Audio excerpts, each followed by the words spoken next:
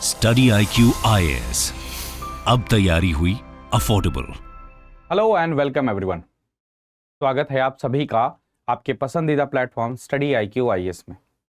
मैं प्रशांत आप सभी का अगस्त महीने की योजना मैगजीन के एनालिसिस में आपका स्वागत करता हूं। तो अगस्त महीने की जो योजना मैगजीन थी वो आपकी आज़ादी के अमृत महोत्सव से रिलेटेड थी। जैसा कि आप जानते हैं कि 15 अगस्त इसी महीने में, तो जो मैगजीन है उसमें इसी से रिलेटेड है।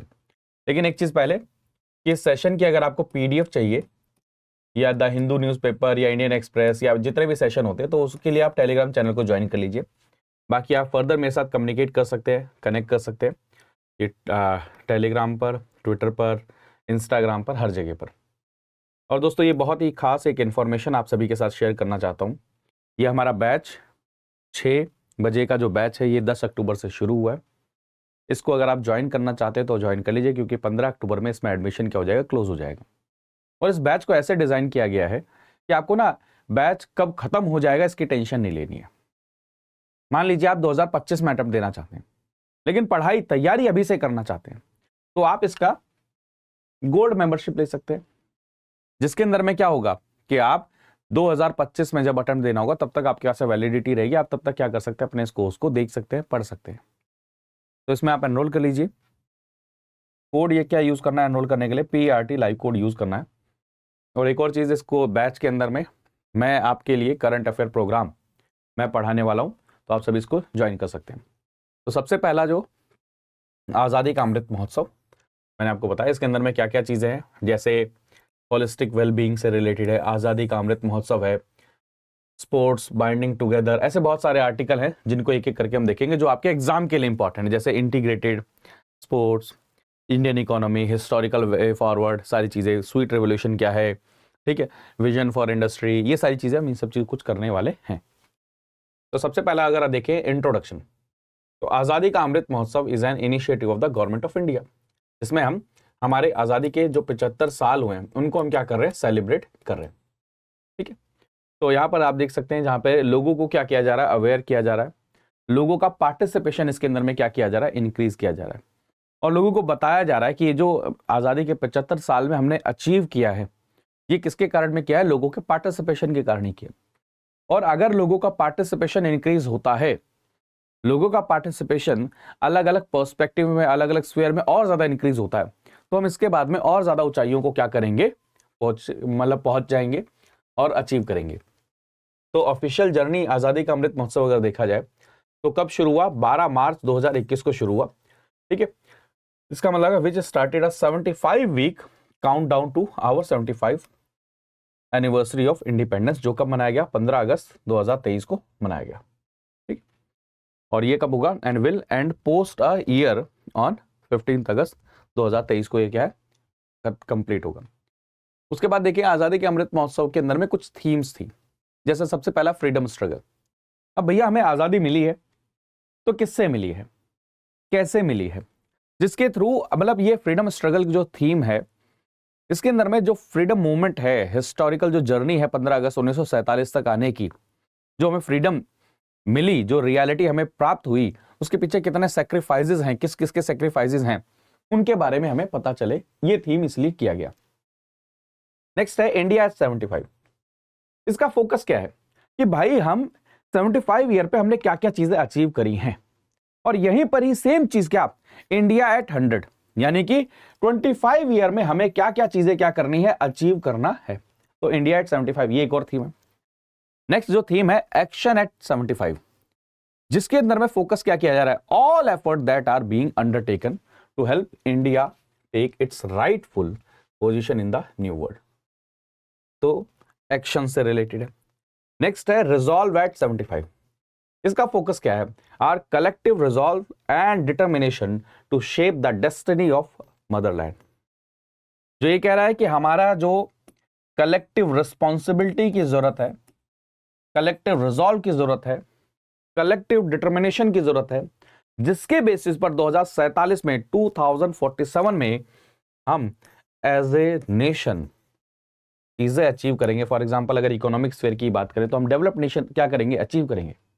तो यानी कि हर किसी को क्या करना पड़ेगा, अपना रोल प्ले करना पड़ेगा इंडिविजुअल लेवल पर, ग्रुप लेवल पर, सिविल लेवल पर, सोसाइटी के लेवल पर, इंस्टीट्यूशन, गवर्नेंस, हर जगह पर। ठीक है। नेक्स्ट जो है अचीवमेंट है। तो ये क्या बता रहा है कि माइलस्टोन हमने क्या क्या किया है, अचीव किए।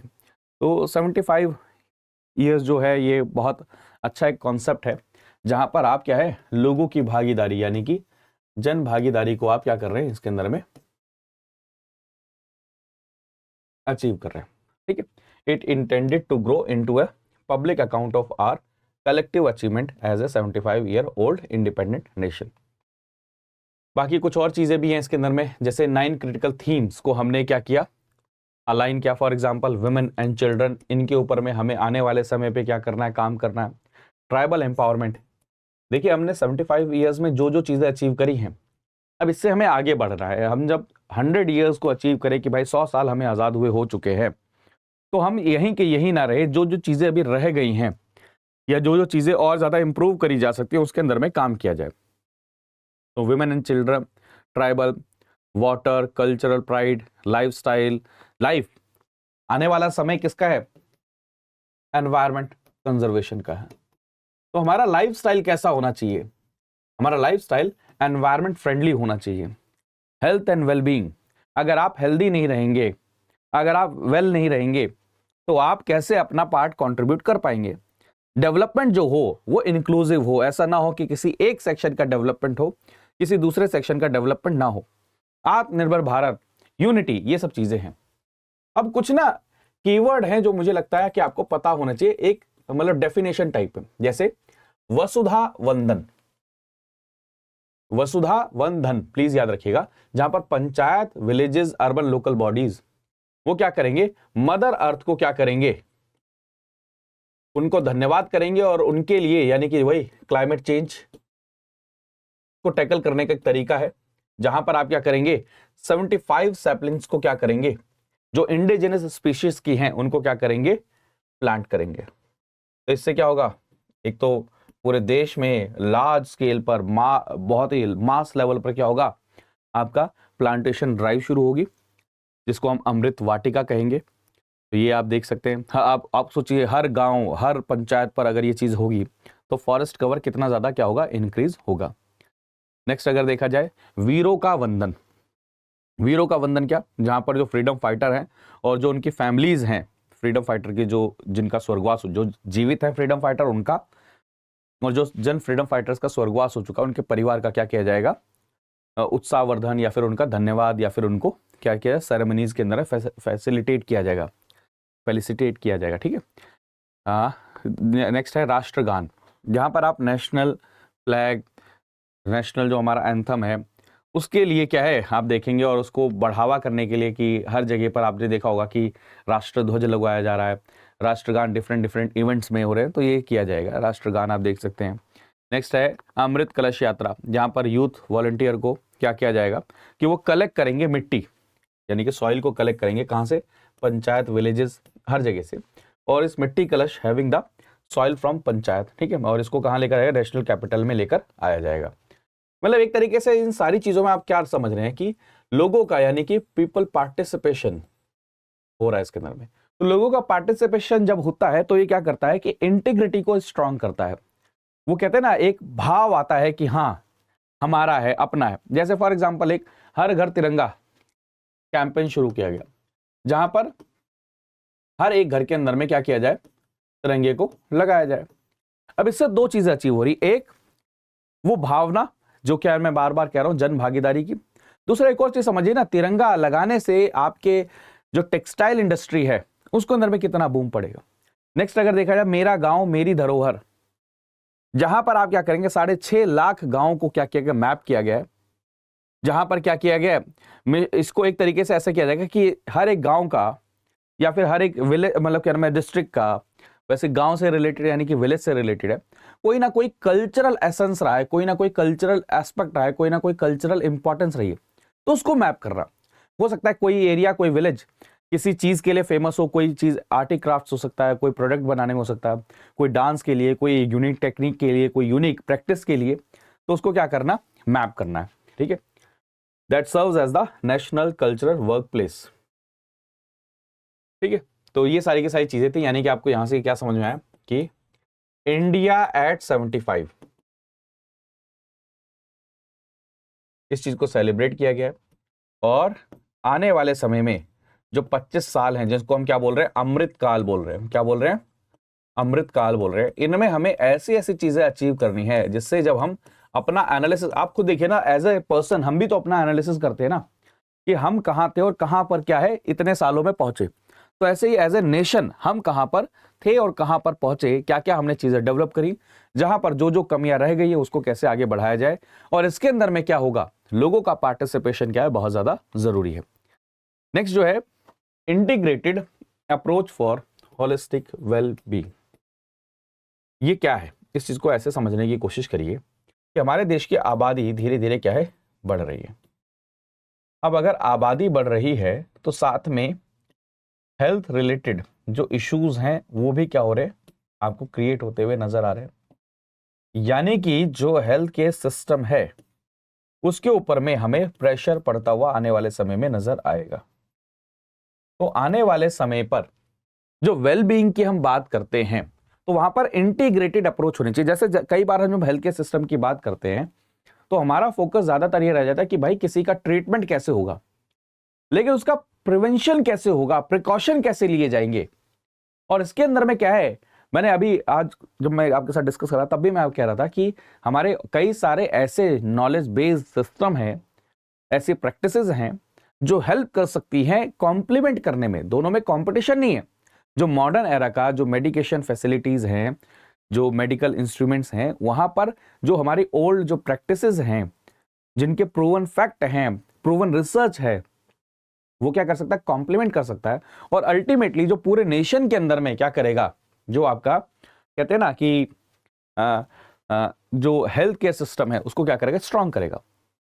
तो आप ये देखिए, जो ट्रेडिशनल मेडिसिन है एलोपैथी के साथ में उसको इंटीग्रेट करना, ये एक आने वाले समय में बहुत बड़ा स्टेप हो सकता है होलिस्टिक वेल बीइंग की तरफ में, जहां पर आप सिनर्जाइज कर रहे हो, किसको कंबाइन कर रहे हो, बोथ सिस्टम को, जिससे क्या मिलेगा, पेशेंट को कॉम्प्रिहेंसिव केयर मिलेगा, एड्रेस किया जाएगा उसके फिजिकल को भी और साथ में उसके मेंटल एंड स्पिरिचुअल नीड्स को भी। जैसे जब आयुर्वेद की हम बात करते हैं, जैसे फॉर एग्जांपल योग, तो योग जो है आपकी मेंटल हेल्थ के बारे में क्या करता है, ध्यान करता है। अब वेल बीइंग का होने का मतलब ये नहीं कि आप शारीरिक रूप से स्वस्थ हैं तो स्वस्थ है। WHO भी तो ये कहता है ना कि आपकी मेंटल हेल्थ, आपके मानसिक संतुलन, आपका मानसिक जो स्वास्थ्य है वो कैसा है, ये भी बहुत इंपॉर्टेंट है। तो इंटीग्रेटेड उसमें क्या किया जा रहा है, एलोपैथी को और जो ट्रेडिशनल नॉलेज बेस्ड सिस्टम उसको इंटीग्रेट करके ह्यूमन के लिए, सिटीजन के लिए एक कंप्लीट पैकेज, वही मैं कह रहा हूं ना, जो आपके फिजिकल, मेंटल एंड स्पिरिचुअल जो नीड है तीनों को फुलफिल करेगा। ठीक है, तब इसके अंदर में कुछ कंपोनेंट्स आते हैं। फॉर एग्जांपल जैसे आपको फिजिकल केयर की बात की जाती है, कहीं पर हॉस्पिटलाइज होना पड़ता है सेकेंडरी और टर्शरी केयर के लिए, तो उसके अंदर बहुत ज्यादा जरूरी हो जाता है कि वो आप अफोर्ड कर पाए। अब हमारे देश के अंदर बहुत बड़ी ऐसी आबादी है जो इसको अफोर्ड नहीं कर पा रहे थे, तो इसके लिए क्या लाया गया, यूनिवर्सल हेल्थ इंश्योरेंस जो कवरेज लेकर आएगा, जिसके अंदर में क्या किया गया, हमने आयुष्मान भारत नाम का एक क्या किया इंश्योरेंस प्लान लेकर आए, जिसके अंदर में हर परिवार को, परिवार पर पर्सन नहीं है, परिवार, हर परिवार को हर साल के लिए 5 लाख रुपए का इंश्योरेंस दिया जाएगा। और अगर मान के चलिए भगवान ना करे अगर कोई ऐसी सिचुएशन आती है जहां पर हॉस्पिटलाइज होना पड़ता है या ट्रीटमेंट की जरूरत है, तो वो क्या है, पूरा खर्चा इसके थ्रू, कैशलेस के थ्रू हो सकता है। वो किसी भी हॉस्पिटल में जा सकते हैं, प्राइवेट में जा सकते हैं, गवर्नमेंट जा सकते हैं, वहां पर उनको खर्चे की टेंशन नहीं लेनी। 5 लाख तक का जितना भी खर्चा होगा सारा का सारा क्या करेगी, गवर्नमेंट लेगी। ठीक है, तो आयुष्मान भारत इनिशिएटिव ये 2018 में लॉन्च किया गया था, जिसके अंदर में हेल्थ एंड वेलनेस सेंटर भी बनाए गए। प्रधानमंत्री जन आरोग्य योजना जिसके तहत में स्कीम लॉन्च के तहत में क्या इंश्योरेंस दिया गया, और ये क्या कर रहा है, हेल्थ केयर की कॉस्ट भी को भी कम कर रहा है, और प्लस में हेल्थ केयर सिस्टम में जो चैलेंजेस है उनको भी क्या कर रहा है, कम कर रहा है। ठीक है, जैसे आप हेल्थ एंड वेलनेस सेंटर की बात करें तो ये क्या है, प्राइमरी हेल्थ केयर सर्विसेज है, वेलनेस एक्टिविटीज है, जहां पर प्रधानमंत्री जन आरोग्य योजना क्या कर रहा है, हॉस्पिटलाइजेशन से रिलेटेड जो पुअर और वल्नरेबल लोग हैं, अगर वो हॉस्पिटलाइज होते हैं तो उनकी केयर कैसे हो, उनका जो कहते हैं ना आउट ऑफ पॉकेट जो एक्सपेंडिचर है उसको कैसे कम किया जाए। आउट ऑफ पॉकेट एक्सपेंडिचर का मतलब क्या, देखिए कई बार जो गरीब हैं वो अफोर्ड नहीं कर पाते हैं। तो प्रधानमंत्री जन आरोग्य योजना वो फाइनेंशियल प्रोटेक्शन प्रोवाइड करता है कितने, एटलीस्ट 40% ऑफ एलिजिबल पॉपुलेशन को, जो अगर आप देखेंगे 33 स्टेट्स एंड यूनियन टेरिटरीज में हमें नजर आता है। आप देख सकते हैं 23 करोड़ आयुष्मान कार्ड क्रिएट किए गए हैं, 23 करोड़ आयुष्मान कार्ड, और ये आने वाले समय में बहुत बड़ी चीज हो सकती है अगर इसको सही में इंप्लीमेंट किया जाए। आप खुद सोचिए, देश के अंदर में सबसे ज्यादा जो खर्चा होता है या परेशानी होती है वो इलाज वाली होती है। हर कोई परेशान है कि अगर कोई भगवान ना करे ऐसे सिचुएशन आ जाए तो इलाज कैसे होगा। और अमीर वो जो अफोर्ड कर सकते हैं वो तो चलो कहाँ चले गए, बड़े बड़े हॉस्पिटल में चले गए। लेकिन जो गरीब जिसके पास में पैसा ऑलरेडी नहीं है, कोई ऐसी बीमारी आ गई, हार्ट अटैक जैसी बीमारी, नी ट्रांसप्लांट जैसी बीमारी, तो वो क्या करे। तो उसके लिए ये यूनिवर्सल हेल्थ कवरेज जो है या इंश्योरेंस प्लान जो आयुष्मान भारत योजना, जो उनको ये कहता है आप अपना कार्ड बनवा लीजिए, आप हॉस्पिटलाइज हो जाइए, उसके बाद में जितना भी खर्चा है या अनफोर्सिन सर्कमस्टांसेस में अगर किसी को हॉस्पिटलाइज होना पड़ता है तो जो भी खर्चा है वो क्या है, ये सरकार की तरफ से क्या है। तो इसमें याद रखिएगा 5 लाख रुपए पर फैमिली है, पर पर्सन नहीं है, हर ईयर के लिए दिया जाएगा। और फैमिली के अंदर में कोई कैप साइज नहीं है, कोई भी कैप साइज नहीं है कि मतलब 4 ही लोग होने चाहिए, 5 ही लोग होने चाहिए। तो ये बहुत बड़ी चीज है जिसमें जो कॉस्ट है ट्रीटमेंट की उसको कम किया जा रहा है। प्लस में और भी चीजें करी गई हैं, जैसे फॉर एग्जांपल डिजिटल ट्रांसफॉर्मेशन भी किया जा रहा है, जिसके अंदर में क्या किया जा रहा है, आयुष्मान भारत डिजिटल मिशन को लॉन्च किया गया, जिसके तहत में कोशिश क्या की जा रही है कि इंटीग्रेटेड डिजिटल हेल्थ इंफ्रास्ट्रक्चर को बनाया जाए। इस मिशन के अंदर में क्या किया जाएगा, आयुष्मान भारत हेल्थ अकाउंट बनाए जाएंगे, जिसके तहत में इंडिविजुअल का हेल्थ रिकॉर्ड क्या है वो वहां पर अपलोड किया जाएगा, इंडिविजुअल को हेल्थ आईडी दी जाएगी। अब ये कैसे हेल्प कर सकता है, आप ये चीज समझिए। अगर आपका हेल्थ रिकॉर्ड है तो आपको बार बार सेम चीज कहीं दोहरानी नहीं है। वो हेल्थ आईडी को देखकर, वो कार्ड को देखकर क्या है, डॉक्टर अपने आप सारी की सारी चीज समझ जाएंगे कि आपकी हिस्ट्री क्या रही है, आपको किस किस चीज से क्या क्या परेशानी रही है, आपको क्या क्या बीमारियां रही, मतलब समझ रहे हैं कि कितना ईज हो सकता है ट्रीटमेंट के अंदर। तो आभा जो आईडी है वो यूनिक आइडेंटिटी स्टैब्लिश करेगा और बेनिफिट करेगा किससे, चाहे पब्लिक हेल्थ प्रोग्राम हो, चाहे इंश्योरेंस स्कीम हो, वो ease of registration, health care facility, सब में हेल्प करेगा आपको। ठीक है, मतलब आपको एक ऑप्शन दिया मैंने, बाकी और सब चीजों में जैसे इंश्योरेंस आपको लेना है तो वो आईडी के थ्रू क्या है आपको वहां पर एक्सेस मिल सकता है, सारी चीजें वहां से आपको मिल सकती हैं। नेक्स्ट एक और बहुत इंपॉर्टेंट चीज चल रही हो, क्या, इम्यूनाइजेशन एंड डिजीज कंट्रोल, जहां पर कि मिशन इंद्रधनुष, जहां पर क्या किया जा रहा है, वैक्सीन्स पूरे देश के अंदर में फ्री ऑफ कॉस्ट दी जा रही है। हमने क्या किया, इसका कवरेज जो है वो इंक्रीज किया, जैसे 62% 2015-16 में था, 76% हो चुका है 2019-21 के अंदर में। यानी कि कंसिस्टेंट एफर्ट किए जा रहे हैं, जिससे अब जो कम्युनिकेबल डिसीज है उनको कैसे कम किया जाए। आप इसका एग्जाम्पल देख सकते हैं, क्या डिसीज कंट्रोल और ये जो इम्यूनाइजेशन जो सिस्टम था, इसी ने हमें हेल्प करी कोविड के समय पर वैक्सीनेशन प्रोग्राम के अंदर में। तो ये भी एक बहुत अच्छी चीज है। ठीक है, एक और आप देख सकते हैं कि हम क्या काम कर रहे हैं, प्रधानमंत्री टीबी मुक्त भारत अभियान, जिसके अंदर में हमने क्या कहा, हमने सिटीजन का पार्टिसिपेशन मांगा। इसके लिए कि भारत के अंदर में टीबी को कैसे किया जाए, कम किया जाए, कैसे उसको एलिमिनेट किया जाए। जहां पर हमने टारगेट किया गया कि 2025 तक हमें क्या करना है, टीबी को एलिमिनेट करना है। अब टीबी की बीमारी के अंदर में एक तो पैसा भी चाहिए, प्लस में न्यूट्रिशनल सपोर्ट भी चाहिए, अवेयरनेस भी चाहिए। तो ये सब चीजों के लिए क्या है, मतलब सिटीजन का क्या हो, पार्टिसिपेशन हो, यानी कि सिटीजन एक तरीके से वॉलंटियर लेवल पर क्या करें, डोनेट करें या फिर क्या करें, अडॉप्ट करें पेशेंट्स को, ब्लॉक्स को, हॉस्पिटल्स को, जो क्या करेगा, जो फाइनेंशियल नीड है, जो रिसोर्सेज की नीड है, जो रेगुलर रूटीन चेकअप की नीड है, उसको क्या करा जा सके, फुलफिल किया जा सके। ठीक है, तो भारत का जो कमिटमेंट है, याद रखिएगा 2025 में ट्यूबरकुलोसिस को हम खत्म करना चाहते हैं। वर्ल्ड का है 2030 में सस्टेनेबल डेवलपमेंट गोल को अगर आप पढ़ेंगे, लेकिन हमारा क्या है 2025 में ही टारगेट है। ठीक है, तो ये क्या करना चाहता है, जन भागीदारी को, यानी कि पीपल का पार्टिसिपेशन इंक्रीज करना चाहता है। इसीलिए हमने निक्षय पोर्टल को लॉन्च किया, जिसके अंदर में पेशेंट को जो सपोर्ट है वो किसके थ्रू मिले, कम्युनिटी के थ्रू मिले, लोगों के पार्टिसिपेशन के थ्रू मिले।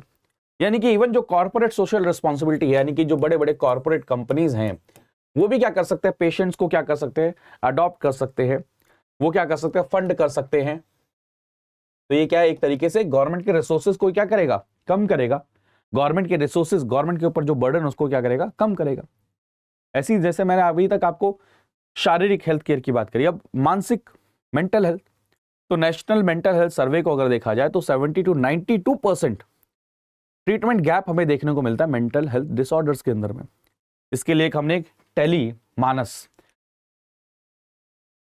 मानस यानी कि मन, मेंटल हेल्थ से रिलेटेड है, हमने एक चीज क्रिएट करी, एक सेल क्रिएट किया, जिसके तहत में बहुत सारे लोगों को क्या है, हम काउंसलिंग प्रोवाइड कर रहे हैं। 1.5 लाख कॉल आ चुकी है यहाँ पर। गवर्नमेंट ने क्या किया है, हेल्थ इंश्योरेंस के अंदर में क्या किया है, मेंटल हेल्थ उसको भी क्या किया, उसके अंदर में कवर करने की बात की। इवन अगर आप देखेंगे जो गवर्नमेंट के हेल्थ इंश्योरेंस है, या फिर अगर पूरे देश के अंदर में भी हेल्थ इंश्योरेंस का कवरेज देखें, वो भी क्या हो रहा है, इंक्रीज हो रहा है। जिससे हम कोशिश ये कर रहे हैं कि आउट ऑफ पॉकेट एक्सपेंडिचर किसका, सिटीजन का क्या हो, कम हो। मैं फिर आपको बता दूं, ये योजना है, और योजना के अंदर में गवर्नमेंट से रिलेटेड जो इनिशिएटिव्स हैं, बेहतरीन जो इनिशिएटिव्स हैं, उनको डिस्कस किया जा रहा है। तो एग्जाम में क्वेश्चन आ सकता है कि how India's health care system has revamped. तो आप ये कुछ एग्जांपल्स वहां पर लिख सकते हैं, ठीक है। नेक्स्ट, ट्रेडिशनल मेडिसिन, ये लगातार न्यूज में बना ही हुआ है, जैसे आज द हिंदू न्यूज़पेपर में भी था कि भाई साहब आपको ट्रेडिशनल मेडिसिन को रिकॉग्नाइज करना पड़ेगा, उनकी इफेक्टिवनेस को रिकॉग्नाइज करना पड़ेगा। और अगर आप उसको फिर रिकॉग्नाइज करते हैं, उसको फिर main stream health care system के अंदर में इंटीग्रेट करते हैं, तो वो जो बर्डन है एग्जिस्टिंग हेल्थ केयर सिस्टम के ऊपर में, जिसके कारण में एक क्रंच होता हुआ, क्रैश होता हुआ कई बार हमें नजर आता है, उसके अंदर में कमी आएगी। सिर्फ क्योर ही नहीं होगा, शारीरिक रूप से सिर्फ क्योर की बात नहीं की जाएगी, बल्कि यहां पर प्रिवेंट कैसे किया जाए, प्रिकॉशन कैसे लिया, उसके ऊपर में मानसिक रूप से भी कैसे चीजें क्या करी जाए, ठीक की जाए। तो यहाँ पर आयुष को आप देख सकते हैं, आयुर्वेद, योग, नेचुरोपैथी, यूनानी, सिद्ध और होम्योपैथी, ये ट्रेडिशनल मेडिसिन को क्या कर सकता है, भारत के अंदर में प्रमोट करता है। ये क्या करेगा, कोलैबोरेट करेगा, किसके साथ में, कॉम्प्लीमेंट करेगा, किसको, एलोपैथिक इंस्टीट्यूशंस को, जहां पर आप हेल्थ केयर डिलीवरी को क्या करेंगे, ईज करेंगे, क्या करेंगे, ईज करेंगे, ठीक है। तो भारत की जो G20 की प्रेसिडेंसी थी, वो डीप कमिटमेंट था किसके, लोगों के लिए, जिसमें हम वन अर्थ की बात करते हैं। अब वन अर्थ की जब हम बात करते हैं, तो वो एनवायरमेंट से भी कनेक्टेड है, और प्लस में वो किस चीज से कनेक्टेड है, आपके हेल्थ से भी कनेक्टेड है, ठीक है। तो सच समझ रहे होंगे आप सभी की सभी चीजें। नेक्स्ट जो है, इंडिया की जो इकोनॉमिक हिस्ट्री है उसको देखेंगे, और वे फॉरवर्ड। तो आप इसको ऐसे समझने की कोशिश करिए कि इसमें आर्टिकल में हमारी क्या क्या GDP रही, कैसे हमने शुरुआत करी, फिर कैसे हमने हमारी इकोनॉमी को ओपन किया, फिर ओपन करने के बाद में कैसे अब हमने प्रेजेंट टाइम में फर्दर FDIs को इन्वॉल्व करना शुरू किया, फॉरेन डायरेक्ट इन्वेस्टमेंट्स, कैसे इकोनॉमी को ओपन करने के कारण में हमारे GDP में ग्रोथ आई, फिर अब क्या ज़रूरत है कि और इस ग्रोथ को आगे कैसे बढ़ाया जाए, कैसे कैपिटल फॉर्मेशन किया जाए, वो सारी की सारी चीज़ें इसके अंदर में डिस्कस किया गया कि वे फॉरवर्ड क्या हो सकता है। तो 1990s के अंदर में देखा जाए, टर्निंग पॉइंट हमारी इकोनॉमी में नज़र आता है, क्योंकि हमारे 1980s के अंदर में, अर्ली 1990s के अंदर में क्या है, हमारे यहाँ पर इकोनॉमी बहुत सारा क्रैश, मतलब एक क्रंच आता है, किस चीज़ का, बैलेंस ऑफ पेमेंट का क्राइसिस होता है। आप सभी जानते हो उस समय पर लाइसेंस राज, ये सब चीज़ें रहती थी। तो हमने 1991 के अंदर हमारी इकोनॉमी को ओपन किया, लिबरलाइज किया, रिफॉर्म किया, है ना, आप सभी को चीज़ पता होगा। तो गवर्नमेंट ने क्या किया, अपनी पॉलिसीज को क्या किया, थोड़ा सा चेंज किया, लाइसेंस राज को खत्म कर दिया, फॉरेन डायरेक्ट इन्वेस्टमेंट को एनकरेज किया, और प्राइवेटाइजेशन उसको प्रमोट किया, एक्सचेंज रेट को फ्लेक्सिबल कर दिया, जिसके कारण में डेप्रिसिएशन हो रहा है, और साथ में क्या है, कॉम्पिटिटिवनेस, रुपी क्या हो गया, फुल्ली कन्वर्टिबल हो गया करंट अकाउंट के, और पार्शियली कन्वर्टिबल हो गया कैपिटल अकाउंट में। कन्वर्टिबिलिटी का मतलब क्या होता है, मैंने आपको प्रीवियस ईयर क्वेश्चन दिखाया था कि किसी करेंसी को आप दूसरी करेंसी में कितना कन्वर्ट कर सकते हो। इससे क्या होगा, इन्वेस्टमेंट के अंदर में क्या होगा, ईज होगा, इन्वेस्टमेंट में क्या होगा, ईज होगा। तो ये सारी चीजें की गई। इससे हमें क्या देखने को मिलता है कि जो हमारे रियल ग्रोथ रेट है उसके अंदर में इंक्रीज होता हुआ हमें नजर आता है। अगर आप देखेंगे 5.5% था 1980s के अंदर में, वो आपका 1993 से लेकर 2000 तक देखा जाए तो 6.3 हो गया था। हमारा जो एक्सटर्नल ट्रेड है वो धीरे धीरे इंक्रीज होने लग गया। क्योंकि हम अब क्लोज्ड इकोनॉमी से मिक्स्ड कह लीजिए या फिर ओपन इकोनॉमी की तरफ जाने लग गए थे, जहां पर हम गुड्स एंड सर्विसेज का इंपोर्ट भी कर रहे थे, एक्सपोर्ट भी कर रहे थे, जिसने क्या किया, ट्रेड टू जीडीपी रेशियो को इंक्रीज किया हमारा। फॉरेन डायरेक्ट इन्वेस्टमेंट लगातार क्या है, लगातार क्या हो रहा है, इंक्रीज ही हो रहा है भारत के अंदर में। तो अभी नए कुछ रिफॉर्म्स भी किए हैं प्रेजेंट गवर्नमेंट, जैसे for example GST, goods and services tax, one nation one tax. आपने क्या किया, dividend distribution tax, abolishment of retrospective tax, जिससे क्या हो रहा है, सारे का सारा ईज ऑफ डूइंग बिजनेस हो रहा है। क्या हो रहा है, ईज ऑफ डूइंग बिजनेस हो रहा है। जैसे आप देखेंगे, अगर आपको आईटीआर फाइल करनी है तो ऑनलाइन फाइल करना, उसके अंदर में इवन आजकल क्या किया जा रहा है, आर्टिफिशियल इंटेलिजेंस का यूज किया जा रहा है। आपने कंप्लायंस रिक्वायरमेंट्स को क्या किया, कम किया। ये सब चीजें क्या कर रही है, आपकी इकोनॉमी के अंदर में आपको बेनिफिट ये पहुंचाएंगे कि अगर ईज ऑफ डूइंग बिजनेस रहेगा तो investment, foreign direct investment, new entities, ये सब चीजें क्या करेंगी, ये जॉब क्रिएशन करेंगी, और ये अल्टीमेटली क्या बेनिफिट रहेगा, आपकी इकोनॉमी के लिए बेनिफिट रहेगा। ठीक है, आप देखेंगे नेशनल इंफ्रास्ट्रक्चर पाइपलाइन के ऊपर हम फोकस कर रहे हैं, जिससे हम न्यू इंफ्रास्ट्रक्चर को क्रिएट कर रहे हैं। फॉर एग्जांपल एनर्जी सेक्टर में कितना करना है, रोड्स नए बनाने हैं, इरिगेशन, रूरल एरिया के अंदर में कैसे काम करना है, मोबिलिटी यानी कि ट्रांसपोर्टेशन के अंदर में, रेलवे, एयरपोर्ट, डिजिटल इंफ्रास्ट्रक्चर, ये सब चीजें क्या करेंगी, इकोनॉमी के अंदर में पॉजिटिव लेवल पर क्या करेंगे, कंट्रीब्यूट करेंगे। तो recognizing the need for consistent and long term effort to improve infrastructure in India, तो गवर्नमेंट ने क्या किया, एस्टैब्लिश किया नेशनल इंफ्रास्ट्रक्चर पाइपलाइन, जो कि आने वाले समय के लिए, फ्यूचर के लिए 2024-25 तक के लिए जो इंफ्रास्ट्रक्चर की नीड है उसको क्या है, बनाया जाएगा। अगर आप देखें अभी इस समय पर 9000 से ज्यादा नेशनल इंफ्रास्ट्रक्चर पाइपलाइन के प्रोजेक्ट्स हैं, जहां पर 108 लाख करोड़ का इन्वेस्टमेंट उसके अंदर में हो चुका है। अब ऐसे इन्वेस्टमेंट, ऐसे सेक्टर के इन्वेस्टमेंट क्या करते हैं, डायरेक्ट जॉब क्रिएशन करते हैं। और भी हमने बहुत सारी चीजें करी। हमने क्या किया, आत्मनिर्भर भारत, मेक इन इंडिया, जिसके कारण में क्या है, हम इंपोर्ट को कम करेंगे और एक्सपोर्ट को क्या करेंगे, इंक्रीज करेंगे। ऐसे आप देखेंगे production link incentive scheme, PLI, जिसके अंदर में हमने कहा कि आप अगर मान के चलिए 10 साइकिल प्रोड्यूस करते थे तो अब आप 100 करिए, तो आपने जो इंक्रीज किया है उस पर हम आपको इंसेंटिव देंगे। यानी कि इंपोर्ट को कम करना है, एक्सपोर्ट को क्या करना है, बढ़ाना है। यानी कि ग्लोबल लेवल पर हमें क्या करना है, मैन्युफैक्चरिंग सेक्टर में बूस्ट की तरफ जा रहा है, बूम की तरफ जाना है। अब अगर मान के चलिए मैन्युफैक्चरिंग सेक्टर पे बूम होता है, बूस्ट होता है, तो ये क्या करेगा, डायरेक्ट जॉब क्रिएशन करेगा। अगर इंपोर्ट हमारा कम होता है, एक्सपोर्ट हमारा बढ़ता है, तो डायरेक्ट क्या करेगा, जो बैलेंस ऑफ पेमेंट का क्राइसिस हो सकता है, जो करंट अकाउंट डेफिसिट हो सकता है, उसके अंदर में क्या है, कमी लेकर आएगा। इवन गवर्नमेंट ऑफ इंडिया ने क्या किया, जो फॉरेन डायरेक्ट इन्वेस्टमेंट की जो पॉलिसी है उसको हमने कई सारे सेक्टर्स में 100% ओपन कर दिया, जिससे क्या है, बाहर से इन्वेस्टमेंट आए। अब इन्वेस्टमेंट आएगी तो न्यू सेटअप क्रिएट होंगे, प्रोडक्शन होगा, और उसके कारण में क्या होगा, दोबारा से बूम आएगा। ठीक है, ये सारी चीजें हैं। प्लस में आप डिजिटल प्लेटफॉर्म को, जैसे 5G टेक्नोलॉजी को आप डेवलप करने की बात कर रहे हैं, आप यहां पर क्या में ऐसे ऐसे रिफॉर्म्स लाने की बात करें, जैसे डिजिटल इंफ्रास्ट्रक्चर को क्रिएट करने की बात करें, डिजिटल आइडेंटिटीज, फाइनेंस और मार्केट्स का एक्सेस, ट्रांजैक्शन की कॉस्ट को कम करना, टैक्स कलेक्शन को इंक्रीज करना, ये सब चीजें क्या है, ये सब दर्शाती हैं कि इकोनॉमिक लेवल पर ये क्या करेंगे, बेनिफिट पहुंचाएंगे ही। तो हमने देखिए हिस्ट्री देखी, कहां से थे हम और अभी प्रेजेंट टाइम पे कहां पर है, और ये जो टेक्नोलॉजिकल रिफॉर्म्स हो रहे हैं, न्यू एज रिफॉर्म्स हो रहे हैं, ये अल्टीमेटली क्या करेंगे, बेनिफिट ही पहुंचाएंगे। ठीक है, तो इकोनॉमिक रिफॉर्म्स लगातार होते रहने चाहिए। भारत की अगर डेमोग्राफिक प्रोफाइल को देखा जाए, उसको अंडरस्टैंड किया जाए, तो आने वाले समय में हमें इसके अंदर में और भी चेंजेस करते रहने चाहिए। और इनको अगर हम देखते हैं तो आने वाले समय में 2047 तक, जैसा हमें टारगेट है कि हमें डेवलप्ड नेशन बनना है, उसके अंदर में ये रिफॉर्म्स बहुत बड़े क्या है, क्रूशल होंगे। ठीक है, नेक्स्ट अगर देखा जाए विजन फॉर इंडस्ट्री। अब देखिए कोई भी देश तभी डेवलप नेशन बन सकता है जब वहां पर क्या होगी, मैन्युफैक्चरिंग होगी। कोई भी देश तभी ग्रो कर सकता है जब वहां पर जॉब क्रिएशन होगा, और जॉब क्रिएशन के अंदर में मैन्युफैक्चरिंग का बहुत इंपॉर्टेंट रोल है। तो इसलिए इंडस्ट्रीज का बूम करना, देखिए तभी तो आप एक्सपोर्ट करेंगे।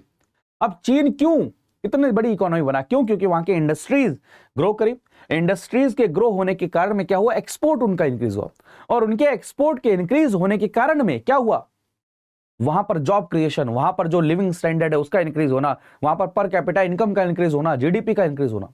तो इंडस्ट्रीज का ग्रो करना बहुत ज्यादा क्या हो जाता है, जरूरी हो जाता है। तो manufacturing has the highest potential of all sectors to people job growth. अब आपकी आबादी अगर हमारे देश की 141 करोड़ है, तो हर कोई तो सरकारी नौकरी नहीं कर सकता। तो जो नौकरी है उसके अंदर में नौकरी भी ऐसी हो जो क्या करे, मैन्युफैक्चरिंग करे। ना सिर्फ हम अपना जो डिमांड है उसको तो कंज्यूम करे ही करे, हम बाहर भी क्या करें, एक्सपोर्ट करें। फॉर एग्जाम्पल आप देखिए 60 से 70 बिलियन जॉब क्रिएट हो सकती हैं अगर आप देखेंगे मैन्युफैक्चरिंग सेक्टर्स के अंदर में।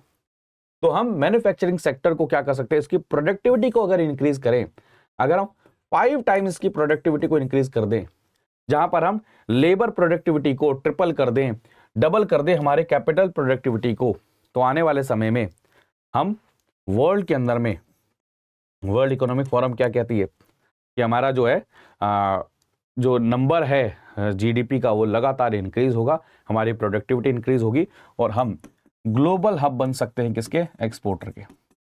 अब एक और चीज समझिए, एक होता है कम नंबर्स में प्रोड्यूस करना और एक होता है लार्ज नंबर में क्या करना, प्रोड्यूस करना, लार्ज लेवल पर क्या करना, सप्लाई चेन को स्टैब्लिश करना। अब अगर सप्लाई चेन, फॉर एग्जांपल जैसे आप देखिए, हम जो चिप्स हैं उनको क्या करते थे, इंपोर्ट करते थे। तो अब क्या किया गया, डिजाइन लिंक इंसेंटिव स्कीम के तहत में हम चिप्स यहीं बनाएंगे, और सिर्फ बनाएंगे नहीं, हम इंटरनेशनल लेवल पर एक्सपोर्ट करेंगे। तो ये भी क्या है, मैन्युफैक्चरिंग का हिस्सा है। फॉर एग्जांपल एक और छोटा सा एग्जांपल देता हूं, 5G टेक्नोलॉजी हम सिर्फ इंपोर्ट नहीं करेंगे, हम दूसरे देशों को एक्सपोर्ट करेंगे। एक और एग्जांपल देता हूं, वो हाइड्रोजन। तो नेशनल ग्रीन हाइड्रोजन मिशन का क्या ऑब्जेक्टिव है कि हमारी नीड के लिए जितना हाइड्रोजन चाहिए वो तो हम करेंगे ही करेंगे, साथ में वर्ल्ड के लिए हम ग्लोबल हब बनेंगे। तो ये भी चीज है, यानी कि जो भारत की, मतलब कह सकते हैं आपकी वर्ल्ड की न्यू फैक्ट्री हम बनना चाह रहे हैं। तो इसीलिए आप देखेंगे कि चाहे यूएसए हो, चाहे वो यूके हो, चाहे कनाडा हो, सभी के सभी कर रहे हैं, क्या कर रहे हैं, सभी के सभी क्या कर रहे हैं, ये भारत की तरफ में देख रहे हैं, भारत के पास में इन्वेस्टमेंट के लिए देख रहे हैं। तो companies world wide are looking for alternatives to their primary suppliers that will ensure greater resilience. Covid के दौरान पे हर किसी ने ये रियलाइज किया कि हम जरूरत से ज्यादा किसी एक देश के ऊपर में क्या है, डिपेंडेंट नहीं रह सकते, हमें अपने सप्लाई साइड को, सप्लाई जो चेन है उसको डाइवर्सिफाई करना पड़ेगा। तो ये जो इस समय पर अपॉर्चुनिटी क्रिएट हो रही है उसको हम क्या कर सकते हैं, कैप्चर कर सकते हैं, और 800 बिलियन से लेकर 1.2 ट्रिलियन 2030 तक की ये सप्लाई चेन की वैल्यू हो सकती है। तो भारत बहुत बड़ी और अच्छी सिचुएशन में क्यों, एक और चीज समझिए, क्योंकि भारत के पास में आबादी है, यंग जनरेशन है, लेबर कम है, मतलब लेबर की कॉस्ट कम है, अपॉर्चुनिटीज हैं। तो जॉब क्रिएशन में, इकोनॉमिक ग्रोथ के अंदर में हम क्या कर सकते हैं, ग्लोबल वैल्यू चेन के अंदर में इसको हम यूज कर सकते हैं। जैसे लेबर इंटेंसिव सेक्टर है, टेक्सटाइल हो गया, उसको हम क्या कर सकते हैं, वर्ल्ड के अंदर में इंटीग्रेट कर सकते हैं कि वर्ल्ड के अंदर में हम कैसे क्या करें, इंक्रीज करें। ठीक है, आप मोबाइल कंपनी का एग्जांपल लीजिए, भारत के अंदर में 2 मोबाइल फोन फैक्ट्रीज थी 2014 में, और इस समय पर हम क्या है, वर्ल्ड के अंदर में second largest mobile phone producer बन चुके हैं वर्ल्ड के अंदर में। तो ये चीज आप देखने की कोशिश करिए कितना इंपॉर्टेंट है। हम नेट इंपोर्टर ही क्यों बने, हम चीजें इंपोर्ट ही क्यों करें, हम नेट एक्सपोर्टर क्यों नहीं बने। फार्मा इंडस्ट्री को देखिए, मैं एक एग्जांपल कोविड का देता हूं। कोविड के समय पर हमारे यहां पर पीपी किट नहीं बनती थी। एक समय ऐसा आया कि हमने पीपी किट इतनी बना दी कि विदेशों में एक्सपोर्ट कर रहे हैं। अब स्मार्टफोन का एग्जांपल लीजिए ना, कि इंडिया एक्सपोर्ट कर रहा है 11 बिलियन डॉलर के अंदर में, आप देखें, और आने वाले समय में और बड़ा एक्सपोर्टर बन सकता है। बड़ी बड़ी कंपनी, जैसे आईफोन का एग्जांपल लीजिए, हम कहते नहीं कि भारत के अंदर में बन रहा है, स्मार्टफोन्स भारत के अंदर में भी यूज हो रहे हैं, भारत की भी आबादी बढ़ रही है। तो एक तो देखिए, यहां पर अगर प्रोडक्शन होगा तो जो प्राइस है वो क्या होगा, कम होगा, प्राइस कम होगा क्योंकि अफोर्डेबल होगा, तो यानी कि लोग जो सिटीजन है उनकी नीड भी फुलफिल होगी। प्लस में अगर प्रोडक्शन होगा तो जॉब क्रिएशन है, प्लस में लार्ज लेवल पर प्रोडक्शन होगा तो हम क्या करेंगे, बाहर क्या करेंगे, एक्सपोर्ट करेंगे। फॉर एग्जाम्पल अफ्रीका इतनी बड़ी क्या है इकोनॉमी है जहां पर हम क्या कर सकते हैं, एक्सपोर्ट कर सकते हैं। ठीक है, तो अगर आप देखें स्मार्टफोन वो 5th लार्जेस्ट एक्सपोर्ट आइटम है भारत के एक्सपोर्ट की बास्केट को अगर देखा जाए। तो हम अब एक्सपोर्ट एकदम से नहीं बढ़ेगा, आपको ऐसे जोन बनाने पड़ेंगे, टैक्स में रिबेट देना पड़ेगा, आपको जो ट्रांसपोर्टेशन कॉस्ट है उसको कम करना पड़ेगा, आपको जो पोर्ट्स हैं उनको डेवलप करना पड़ेगा, ये सब चीजें करनी पड़ेगी। जैसे भारतमाला जिसके अंदर में लॉजिस्टिक सपोर्ट आप दे रहे हैं। ठीक है, आप अगर देखेंगे कि जो मैन्युफैक्चरिंग है उसकी कैपेसिटी को कैसे इंक्रीज किया जाए, इनोवेशन। अब एक और चीज समझिए, मैन्युफैक्चरिंग इंक्रीज करने का एक और तरीका हो सकता है रिसर्च एंड डेवलपमेंट, इनोवेशन। तो आप देखेंगे गवर्नमेंट ऑफ इंडिया बहुत ज्यादा क्या करती है, सपोर्ट कर रही है समय पर किसके अंदर में, स्टार्टअप्स को, उनको ग्रांट दे रहे हैं, सारी चीजों में कर रहे हैं। तो आने वाले समय पर जो मैन्युफैक्चरिंग है वो सस्टेनेबल हो, ये भी चीज हमें ध्यान रखना पड़ेगा। तो इको फ्रेंडली प्रैक्टिसेस को हम क्या करें, फॉलो करें। ऐसा ना हो कि मैन्युफैक्चरिंग से एमिशन बहुत ज्यादा हो, तो हम ऐसी चीजों को मैन्युफैक्चर कर रहे हैं, ऐसी चीजें से मैन्युफैक्चर करने की कोशिश कर रहे हैं, zero defect zero effect, digital India and many others, ऐसे बहुत सारे इनिशिएटिव हैं। या फिर फॉर एग्जांपल लीजिए, जैसे मैंने आपको नेशनल ग्रीन हाइड्रोजन मिशन का एग्जांपल दिया कि हम यहाँ पर इसको क्या है, हाइड्रोजन की प्रोडक्शन को बढ़ा रहे हैं। अब हाइड्रोजन के नॉर्मल अगर कंडीशन में देखें तो क्या होता था, यहाँ पर जो एनर्जी यूज होती थी वो क्या है, कोयले से होती थी, जिसके कारण में एमिशन होता है, जिसका इंपैक्ट क्या पड़ता है, एनवायरमेंट के ऊपर में पड़ता है। अब हमें ग्रो तो करना है लेकिन एनवायरमेंट को भी साथ लेकर चलना है। तो इसलिए हमने क्या कहा कि रिन्यूएबल एनर्जी के थ्रू क्या होगा, प्रोड्यूस होगा, यानी कि नेशनल ग्रीन हाइड्रोजन मिशन, जिसके तहत में हम कह रहे हैं कि यहां से एमिशन कुछ नहीं होगा, यानी कि हम सस्टेनेबल मैन्युफैक्चरिंग की तरफ जा रहे हैं। ठीक है, समझ रहे हैं आप सभी के सभी। तो इंफ्रास्ट्रक्चर को बनाना, लार्ज अमाउंट ऑफ गुड्स को इधर से दूसरी जगह पर लेकर जा रहा है, तो इंफ्रास्ट्रक्चर उसको क्या नाम है अगर रखना है तो उसके लिए जैसे गति शक्ति के अंदर में लॉजिस्टिक पॉलिसी आना, यहाँ पर आप इंडस्ट्रियल कॉरिडोर बना रहे हो, ये सारी चीज़ें क्या है उसी के अंदर में आएगा। तो पिछले 7 साल के अंदर में सब्सटेंशियल इंप्रूवमेंट हुई है पॉलिसी और रेगुलेटरी एनवायरनमेंट के अंदर में, जिससे अगर आप देखेंगे अब हम अगर मूव फॉरवर्ड करें तो हमें और पेस को आगे बढ़ाना चाहिए, साथ में वो प्रोडक्टिव भी हो, एफिशिएंट भी हो, और साथ में एक्सपोर्ट ओरिएंटेशन भी होना चाहिए। यही नहीं कि सिर्फ हमें प्रोडक्शन करना है, हमें एक्सपोर्ट करना है। एक्सपोर्ट अल्टीमेटली जब किसी देश का दोस्तों एक्सपोर्ट इंक्रीज होने लग जाए तो आप ये समझ लीजिएगा कि उस देश की क्या है, इकोनॉमी स्ट्रांग होने, जितना ज्यादा फॉरेक्स रिजर्व आपके पास होगा इकोनॉमी स्ट्रांग होने लग जाएगी। नेक्स्ट ये है कि एजुकेशन सिस्टम के अंदर में क्या होना, टेक्नोलॉजी का होना बहुत इंपॉर्टेंट है। जैसे आप एग्जाम्पल देख सकते हैं, कोविड के दौरान पे हमें समझ में आता है कि ऑनलाइन एजुकेशन ने कितना कुछ क्या किया, चेंज किया, कितना लोगों को क्या किया, सपोर्ट किया। यानी कि जो एजुकेशन सिस्टम है वो क्या करेगा, बहुत कुछ क्या करेगा, चेंज करेगा, अगर उसके अंदर हम क्या करेंगे, टेक्नोलॉजिकल सपोर्ट करते हैं तो। ठीक है, तो ये सारी की सारी चीज़ें हैं कि टेक्नोलॉजी का कैसे एजुकेशन सिस्टम में यूज़ है।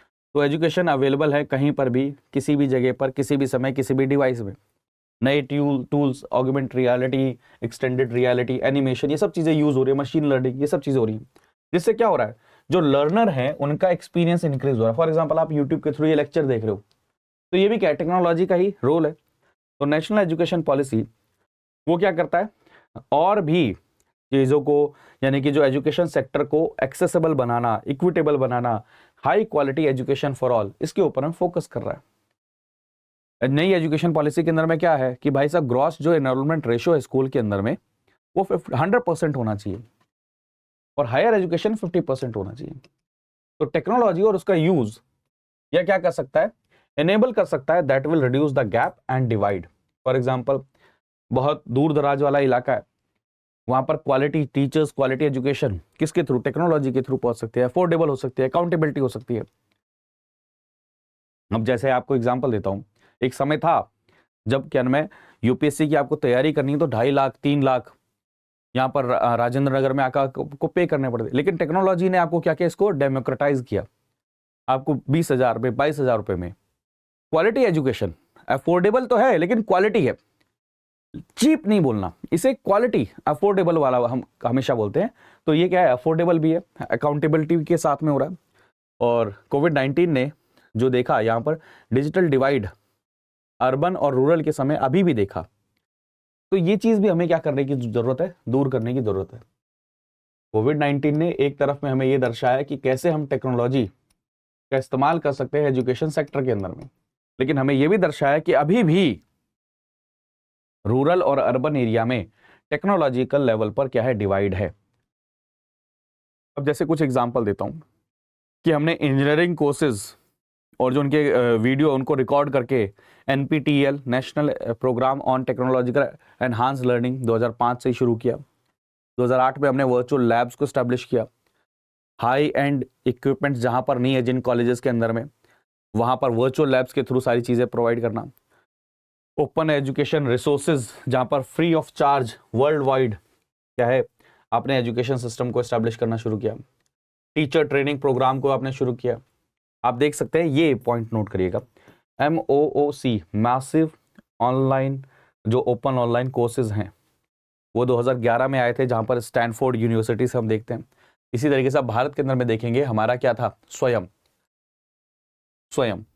जिसके अंदर में हम क्या है, मोर देन 3000 कोर्सेज हैं, 3 करोड़ रजिस्टर्ड यूजर है, not only every nook and corner of the country but also from many developing Nations. वहां से भी लोग इसके अंदर में देख रहे हैं इस कोर्स को। तो आपने क्या किया, ये स्वयं पोर्टल के थ्रू आपने एजुकेशन को क्या किया, डेमोक्रेटाइज कर दिया। ठीक है। PM श्री स्कूल, अब नई एजुकेशन पॉलिसी के तहत में जो ऑलरेडी एग्जिस्टिंग स्कूल्स हैं उनको क्या करना, रिवैम्प करना। तो इसके लिए क्या किया है, 21st सेंचुरी के लिए जो जो इक्विपमेंट चाहिए, जो जो हमें टेक्नोलॉजिकल एडवांसमेंट करना है, उसके लिए हमने क्या किया, 14,500 स्कूलों को आइडेंटिफाई किया और उनको अपग्रेड करेंगे, डेवलप करेंगे। किसके तहत में, PM श्री के तहत में। ठीक है। शो कॉज करेगा components of national education policy, pedagogy, benefit करेगा लाखों स्टूडेंट्स को। ठीक है। एक और चीज जैसे आप देख सकते हैं, एकेडमिक बैंक ऑफ क्रेडिट्स, ये क्या करेगा, ABC जिसको हम बोल रहे हैं। नई एजुकेशन पॉलिसी के अंदर में क्या किया गया कि मान के चलिए आपने कोई कोर्स में एनरोल किया और उस कोर्स के अंदर में 3 साल का टाइम है, हर साल आपको 10 क्रेडिट मिल रहे हैं, यानी कि टोटल कितने हैं, 30 क्रेडिट है। तो ये क्रेडिट जो है ये आपके इस बैंक में, एकेडमिक बैंक ऑफ क्रेडिट, उसके अंदर में क्या होंगे, स्टोर होंगे। अब मान लीजिए आपने बीच में वहां से अगर अपनी पढ़ाई छोड़ दी और किसी दूसरे कोर्स में एनरोल हो गए, तो यानी कि 1 ईयर का 10 क्रेडिट आपके पास में रहेंगे। दूसरे कोर्स में अगर आप होते हैं तो वहां से सेकेंड ईयर से आप एनरोल करते हैं, वहां के 10 क्रेडिट मिलते हैं, फिर थर्ड ईयर में 10 क्रेडिट मिलते हैं, तो आप 30 ये क्रेडिट मिला के क्या हो गया, आपकी ग्रेजुएशन कंप्लीट होगी। तो यानी कि मल्टी डिसिप्लिनरी एकेडमिक मोबिलिटी को क्या कर रहा है, ये इंक्रीज कर रहा है। मल्टीपल एंट्री, मल्टीपल एग्जिट को क्या कर रहा है, इंटीग्रेट कर रहा है, मतलब इनहांस कर रहा है। आप अपने पेस के हिसाब से, फॉर एग्जांपल मान लीजिए आप 3 साल में नहीं करना चाह रहे, आपने क्या किया, 10 क्रेडिट आपके मिल गए। अब 2 साल के बाद, 3 साल के बाद आप क्या कर रहे हैं, अपने हिसाब से उसको कर रहे हैं। ठीक है। तो ये सारी की सारी चीजें क्या है, बहुत हेल्पफुल रहने वाली है। तो टेक्नोलॉजी लगातार चेंज हो रही है और हमें भी क्या करना पड़ेगा, अपनी चीजें और इनहांस करने की जरूरत है। ठीक है। जिससे हम क्या करें, एजुकेशन को reliable, accessible, affordable, remotest area तक पहुंचा सके। क्या करें, रिमोटेस्ट एरिया तक पहुंचा सके, वो भी क्वालिटी एजुकेशन। ठीक है। नेक्स्ट अगर देखा जाए, अटल इनोवेशन मिशन, ये नीति आयोग द्वारा लिया गया एक इनिशिएटिव है। अब ये क्या है, इसको इन शॉर्ट समझेंगे, बहुत क्रक्स में इसके अंदर में जाने की जरूरत नहीं है। The best way to foresee the future is to create it.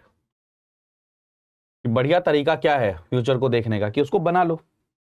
तो बना लो का मतलब क्या है, इनोवेशन। ये बहुत इंपॉर्टेंट है। जिस देश के अंदर में इनोवेशन, रिसर्च एंड डेवलपमेंट, इसके ऊपर में काम होगा, वो ही देश क्या होगा, आने वाले समय में क्या करेगा, तरक्की करेगा। तो अटल इनोवेशन मिशन यानी कि स्कूल टाइम से ही, यानी कि बेसिक लेवल से ही, वहां से ही आपके दिमाग में क्या है, इनोवेशन, प्रॉब्लम्स के सॉल्यूशन को ढूंढना, नई नई चीजों को इनोवेट करना, नई चीजों को क्रिएट करना। ठीक है। तो ये क्या है, इनोवेशन मिशन। तो ये नीति आयोग के द्वारा शुरू किया गया अटल इनोवेशन मिशन है। तो इनोवेशन क्या है, process of creating value by applying novel solutions to the meaningful problems. कोई प्रॉब्लम, उसका सॉल्यूशन ढूंढना। It's about creating new applications for an invention और एस्टेब्लिश टेक्नोलॉजी। तो इसको क्या बोलते हैं? इनोवेशन बोलते हैं। तो आने वाले समय में जहां पर जितना ज्यादा इनोवेशन होगा उतना ज्यादा क्या होगा? इकोनॉमी के अंदर में ग्रोथ होगी। ठीक है, तो ये देखिए थ्योरी ऑफ ग्रोथ के हिसाब से अगर देखा जाए, total output is defined as the function of labour, capital and total factor productivity of income economy. और ये सब कुछ किस पे डिपेंड कर सकता है? इनोवेशन पर। तो इनोवेशन डायरेक्टली लिंक है आपकी इकोनॉमी से भी।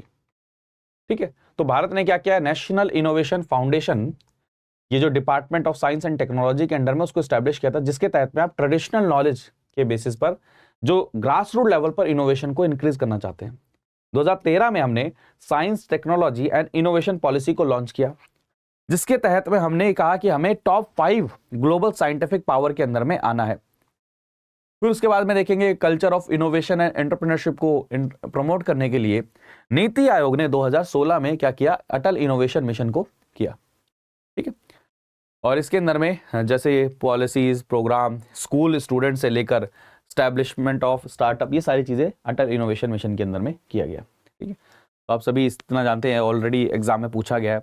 अटल टिंकरिंग लैब जैसे स्कूल के अंदर में प्रमोट किया जाएगा कि बच्चा स्कूल टाइम से क्या सोचना शुरू करे, स्टिमुलेट हो प्रोग्राम, स्टिमुलेट हो प्रॉब्लम सॉल्विंग एबिलिटीज, अंडरस्टैंड करे, थिंग्स को समझे, ये सारी चीजें।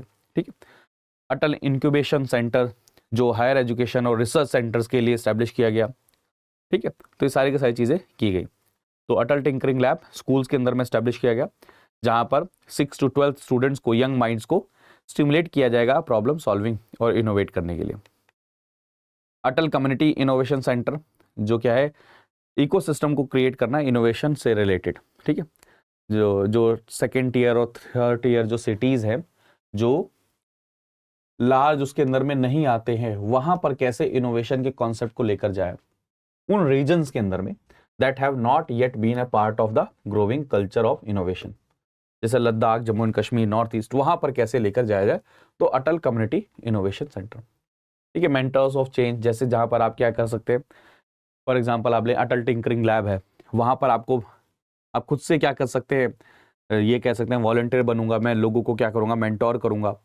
ठीक है, इंडस्ट्री से मेंटोर आते हैं जो रेगुलरली क्या करेंगे? लैब के अंदर में स्टूडेंट्स को अपना एक्सपीरियंस बताएंगे, उनको समझाएंगे, सिखाएंगे, क्रिटिकल थिंकिंग को क्या करेंगे? डेवलप करेंगे। तो ओवर द ईयर्स अगर आप देखें तो इनोवेशन सबसे इंपॉर्टेंट रहा है, और भारत में ये थोड़ा सा समस्या रही थी कि शुरुआती समय पर हमने रिसर्च एंड डेवलपमेंट में क्या किया? इन्वेस्ट नहीं किया। लेकिन अगर हम रिसर्च एंड डेवलपमेंट में अब इन्वेस्ट करते हैं और इनोवेशन की तरफ जाते हैं, तो बहुत सारी प्रॉब्लम्स का क्या है? सॉल्यूशन भी हो सकता है, और बहुत सारी नई नई टेक्नोलॉजीज भी क्या की जा सकती है? डेवलप की जा सकती है, जो अल्टीमेटली क्या करेगा? हमारी इकोनॉमी में 5 ट्रिलियन इकोनॉमी बनने का जो हमारा एम्बिशियस गोल है 2025 तक, उसको क्या करेगा? हेल्प करेगा।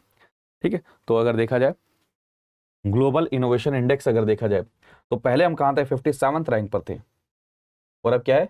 40th रैंक है 2022 में। ये आपके लिए होमवर्क है कि ग्लोबल इनोवेशन इंडेक्स कौन निकालता है। ठीक है, नेक्स्ट, ये तो मेंस में ऑलरेडी क्वेश्चन आ गया है ना, मेंस में ऑलरेडी क्वेश्चन आ चुका है कि कैसे हम, शॉर्टेज थी हमारे देश के अंदर में जो राशन की हम बात करते हैं, और कैसे हमने वो जर्नी सरप्लस की तरफ लेकर गए। तो जैसे जब हमारा देश आज़ाद हुआ, तो आप सभी जानते हैं कि हमारे यहाँ पर एक्यूट शॉर्टेज थी फूड कॉमोडिटीज की। एक समय था जब हमें क्या करना पड़ता था? हमें यूएसए से क्या करना पड़ता था? इंपोर्ट करना पड़ता, उनसे सपोर्ट लेना पड़ता था। और ऐसी सिचुएशन थी कि जब वॉर हुई तो यूएसए ने देने से मना कर दिया। तब हमें रियलाइज हुआ कि अब हमें क्या करना चाहिए? सेल्फ रिलायंट होना चाहिए। जैसे अभी हमें रियलाइज होता है ना कि भाई चीन के ऊपर में हम डिपेंडेंट हैं इंपोर्ट के लिए, तो हमें सेल्फ रिलायंट होना चाहिए इलेक्ट्रॉनिक डिवाइसेस के अंदर में। ऐसे ही हमें रियलाइज हुआ कि हमें सेल्फ रिलायंट होना चाहिए फूड प्रोडक्शन के अंदर में, ग्रेन्स प्रोडक्शन के अंदर में। और इंडिया ने गेन किया फ्रीडम। आप देखेंगे, अगर आप देखेंगे जो बंगाल फेमाइन था 1943 से 1944 के अंदर में, 3 मिलियन पीपल की क्या हुई? जान चली गई थी, क्योंकि माल नरिशमेंट था। आप अंदाजा लगा सकते हैं। 1950 टू 1951 के अंदर में देखा जाए तो भारत में सिर्फ और सिर्फ 50.82 million metric ton of food produce होता था। जो कि सफिशिएंट नहीं है, इसलिए हमें दूसरे देशों से क्या है मांगना पड़ता था। यूएस हमें डोनेट करता था large quantities of wheat under PL480 scheme, जिससे क्या है बहुत सारे जो भारतीय है उनको क्या है हंगर से बचाया जा सके। लेकिन ये चीजें बदलती हैं और हम धीरे धीरे आगे की तरफ बढ़ते हैं कि जहां पर हमने शॉर्टेज से सरप्लस की तरफ गए, और इसके पीछे रीजन जो कहा जाता है क्या, ग्रीन रेवोल्यूशन। ग्रीन रेवोल्यूशन जहां पर वर्ल्ड के हम लार्जेस्ट लीप, एक समय ऐसा भी आया जहां पर व्हीट का प्रोडक्शन पूरे विश्व के अंदर में सबसे ज्यादा हमने किया। सेकेंड लार्जेस्ट प्रोडक्शन हम किसका, व्हीट का कर रहे हैं। India has share of around 14.14% in global wheat production 2020 के अंदर में देखा जाए। शॉर्टेज से अब यहां है, हम क्या है लार्जेस्ट प्रोड्यूसर एंड कंज्यूमर है सर किसके, पल्सेस के। हम क्या है किसको आप देखेंगे कि शुगर केन का प्रोडक्शन वर्ल्ड के अंदर में हम higher than average sugar cane production कर रहे हैं। आप ये सब चीजें याद रखिएगा। सेकेंड एडवांस मैट्रिक्स क्या कहता है, शुगर केन का प्रोडक्शन कितना कर रहे हैं हम, जैसे मिलेट्स का प्रोडक्शन देखें, ऑयल सीड का प्रोडक्शन देखें, ठीक है। तो ये भी चीजें हम क्या कर रहे हैं, इसको धीरे धीरे एक्सपेंड ही कर रहे हैं। ऑयल का प्रोडक्शन, ऑयल सीड का प्रोडक्शन लगातार बढ़ रहा है हमारे देश के अंदर में। फूड ग्रेन्स का प्रोडक्शन बढ़ रहा है, क्योंकि एक चीज समझिए, आबादी हमारी बढ़ रही है ना, पॉपुलेशन बढ़ रही है। अब आप खुद सोचिए, अगर हमारे फूड ग्रेन्स का प्रोडक्शन ना इंक्रीज हुआ होता तो इतने सारे लोगों के लिए, जैसे आप कोविड के समय अंदाजा लगाइए, जो फ्री में राशन का प्रोग्राम चल रहा था वो कैसे चलाया जा सकता था, नहीं चलाया जा सकता था। तो उसके अंदर में बहुत इंपॉर्टेंट क्या किया, रोल प्ले किया है। अगर आप देखें 1951 से लेकर अभी, आप एग्जांपल लीजिए ना, 1951 से लेकर 2022 तक का अगर देखें तो फूड ग्रेन का प्रोडक्शन जो है वो 2.61% पर एनम क्या हो रहा है, ग्रोथ हो रही है। हम इंटरनेशनल मिलेट्स ईयर को सेलिब्रेट कर रहे हैं। हमें श्री अन्न के अंदर में भी क्या करना है, इंटरनेशनल लेवल पर क्या बनना है, हब बनना है। लेकिन एक क्वेश्चन मैं हमेशा आपको देता हूं कि हमारी कमेंडेबल, हमारी तारीफ करने वाली जर्नी रही है शॉर्टेज ऑफ फूड से लेकर सरप्लस ऑफ फूड में।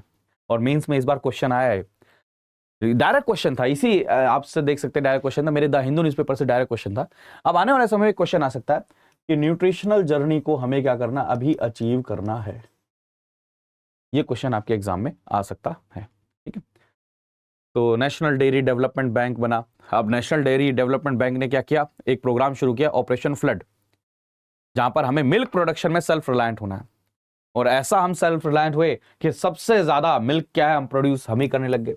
इसने क्या किया, modern liquid milk processing plants को स्टैब्लिश किया, नेशनल मिल्क ग्रिड को स्टैब्लिश किया, जहां पर सरप्लस मिल्क को हम डेफिसिट एरिया में क्या कर सके, ले जा सके।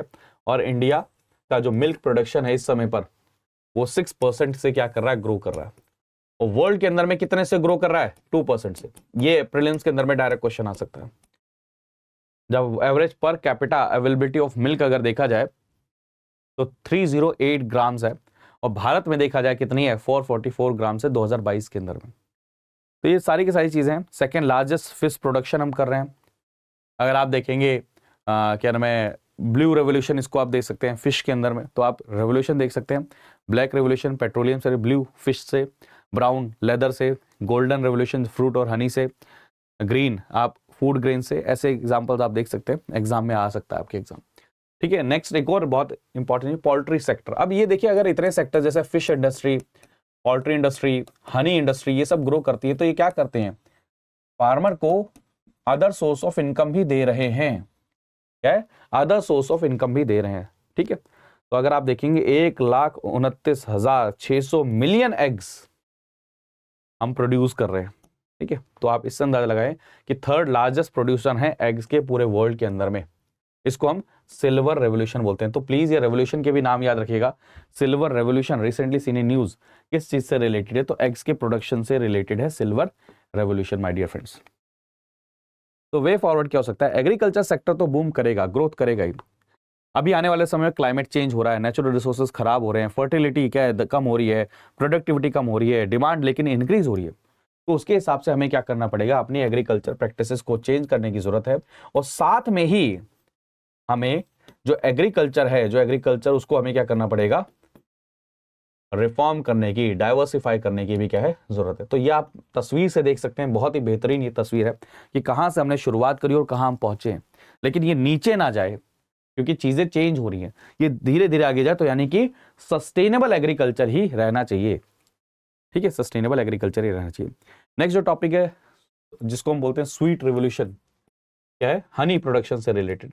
अब ये हनी का प्रोडक्शन अगर बढ़ेगा तो क्या होगा, नेशनल लेवल पर अगर फार्मर्स की क्या होगी, इनकम भी तो इंक्रीज होगी। ठीक है, तो स्वीट रेवोल्यूशन एक ऐसा इनिशिएटिव है गवर्नमेंट ऑफ इंडिया के द्वारा जिसके अंदर में हम एपीकल्चर को क्या कर रहे हैं, प्रमोट कर रहे हैं। तो एपीकल्चर का मतलब क्या है, जिसको हम बी कीपिंग भी बोलते हैं, जहां पर हम क्वालिटी हनी और अदर प्रोडक्ट को क्या कर रहे हैं, प्रोड्यूस करना चाहते हैं। तो बी कीपिंग एक लो इन्वेस्टमेंट है, जो आपको क्या है, ज्यादा क्या नाम है, economic growth, socio economic growth के अंदर में देखा जाए ज्यादा आपको आउटपुट देकर जाएगा। ठीक है, तो सस्टेनेबल भी है, इंटीग्रल भी है, किससे, एग्रीकल्चरल एक्टिविटी से, जिसके न्यूट्रिशनल भी और सोसाइटी भी, प्लस में एनवायरनमेंट को भी बहुत अच्छा कंट्रीब्यूशन ये करता है। तो एपीकल्चर एक ऐसी प्रैक्टिस है जहां पर आप क्या कर सकते हो, हनी बीज को मैनेज करते हो, कीप करते हो, जिससे प्रोडक्शन होता है किसका, हनी का। ठीक है, bees are accommodated artificial hives, फिर उसके बाद में उनको प्रोड्यूस किया जाता है। Honey is a product of bees which gather sugar containing nectar from the flowers. ठीक है, तो याद रखिएगा, इंपॉर्टेंट है। तो भारत के अंदर में देखा जाए, India produces approximately 70,000 metric ton of honey annually from all 4 species of honey bees. Honey अपने आप में क्या है, न्यूट्रिएंट रिच है, एंटी बैक्टीरियल प्रॉपर्टीज है, और बहुत इंपॉर्टेंट रोल प्ले कर सकता है किसके अंदर में, डायबिटीज के अंदर में, बैलेंस डाइट के अंदर में। अब ये डायबिटीज अपने आप में क्या है, भारत के अंदर में आने वाले समय बहुत बड़ी समस्या है। बैलेंस डाइट ये भी बहुत बड़ी समस्या है। तो हनी अपने आप में क्या कर सकता है, बहुत बड़ा इंपॉर्टेंट रोल प्ले कर सकता है। प्लस में हनी से रिलेटेड जो दूसरे प्रोडक्ट है वो अदर इंडस्ट्री में, फार्मा इंडस्ट्री में, इन सब में भी क्या है, इंपॉर्टेंट रोल प्ले करते हैं। प्लस में जब हनी के साथ आप खेती भी करते हैं तो क्या होगा, आपके जो फार्मर की जो इनकम है, एम्प्लॉयमेंट और इनकम, उसके अंदर में भी क्या है, एक बैलेंस भी क्रिएट होगा और इंक्रीज भी होगा। ठीक है, बहुत बड़ा पोटेंशियल है बी कीपिंग के अंदर में, to become major honey exporting nation बन सकता है भारत। आने वाले समय में इसके ऊपर में भी हमें काम करने की जरूरत है। तो एपीकल्चर आप देख सकते हैं, जैसे रॉयल जेली हो गया, बी वैक्स हो गया, पॉलन, ये सब चीज़ें क्या है, इनको यूज़ किया जाता है फूड, बेवरेजेस, ब्यूटी, इन सब चीज़ों में। तो अगर इनके अंदर में और काम किया जाएगा तो हमें और ज़्यादा हेल्प मिलेगी। तो एपीकल्चर के क्या क्या बेनिफिट हैं ये आप देख सकते हैं। तो national bee keeping and honey mission को लॉन्च किया गया। ये इसीलिए लॉन्च किया कि कैसे डेवलपमेंट किया जाए साइंटिफिक बी कीपिंग को, प्रोडक्शन ऑफ क्वालिटी हनी को बढ़ाया जाए। ठीक है, इसके लिए नेशनल बी बोर्ड भी किया, जो overall development of bee keeping by promoting scientific bee keeping in India, increasing the productivity. ठीक है, तो भारत ने क्या किया, 74,413 metric ton of natural honey को क्या किया है, वर्ल्ड को एक्सपोर्ट किया है, जिसकी कीमत आप देख सकते हैं। ठीक है, और भारत इस समय क्या है, वर्ल्ड के टॉप 5 हनी प्रोड्यूसर के अंदर में, ये आपके एग्जाम में पूछा जा सकता है। और इसीलिए आप देखेंगे कि मधु क्रांति पोर्टल, ये क्या है, source of honey was launched in April. ठीक है, तो ये क्या करेगा, आप एक और चीज समझिए कि हनी या फिर जो बी कीपिंग है, ये ट्राइबल जो पॉपुलेशन है उनकी इनकम के अंदर में भी क्या कर सकता है, हेल्प पहुंचा सकता है। ठीक है, तो सारी की सारी चीजें। तो वे फॉरवर्ड क्या होगा, an organized and tech driven bee farming sector क्या करेगा, एक्सेलेंट वे है एम्प्लॉयमेंट क्रिएट करने के लिए। ठीक है, और ये आपके क्या करेगा, बहुत सारे सस्टेनेबल डेवलपमेंट गोल्स को भी क्या करेगा, अचीव करेगा, जैसे नो पॉवर्टी वाला, zero hunger, good health and wellbeing, और बायोडाइवर्सिटी एंड वाइब्रेंट इकोसिस्टम। तो इससे आपको ये समझ में आया होगा कि हमने इंडिया एट 75 ये हमने पढ़ा, और उसमें क्या क्या चीज़ें हमने अभी तक अचीव करी है, और फ्यूचर में और क्या क्या चीज़ें हम अचीव कर सकते हैं, ये सारी चीज़ें हमने इसके अंदर में डिस्कस करी हैं। तो आज के सेशन में इतना ही था। बाकी दोस्तों, ये बहुत ही शानदार अपॉर्चुनिटी है आप सभी के लिए। आप इसमें एनरोल कर सकते हैं PRT लाइव कोड यूज़ करके। आपको एनरोल करना, PRT लाइव कोड ही यूज़ करके एनरोल करना है। Silver batch, gold batch, platinum, ऐसी वैलिडिटी के हिसाब से है। आप जितना लंबा वैलिडिटी चाहते हैं उसके हिसाब से इस कोर्स को परचेस कर सकते हैं। इस सेशन की वीडियो या PDF आपको यहाँ टेलीग्राम चैनल पर मिल जाएगी। इंस्टाग्राम ID है, आप इस पर फॉलो कर सकते हैं, आप ट्विटर पे फॉलो कर सकते हैं। Thank you so much. तो अब इसके बाद में आपको कुरुक्षेत्र वाली ये जो बैच है, ये इसलिए हेल्पफुल है कि आप देखिए, अगर जैसे अभी 2023 चल रहा है, आप 2024 में अटेम्प्ट देना चाहते हैं, आप दे सकते हैं, 2 साल का अगर आपने ले लिया। 2025 में भी आप दे सकते हैं। यानी कि आपको ये टेंशन नहीं लेनी कि आपके कोर्स की वैलिडिटी खत्म हो जाएगी। आपकी कोर्स की वैलिडिटी रहेगी, आप जितना मर्जी चाहें n number of times same course को देख सकते हैं, रिवाइज कर सकते हैं। तो क्या करेगा ये, आपके प्रिपरेशन के अंदर में ओवरऑल टाइम क्या करेगा, हेल्पफुल रहेगा। तो आप इस बैच को ज्वाइन करिए, लेकिन कोड हमेशा याद रखिएगा, PRT लाइव ही कोड यूज करना है।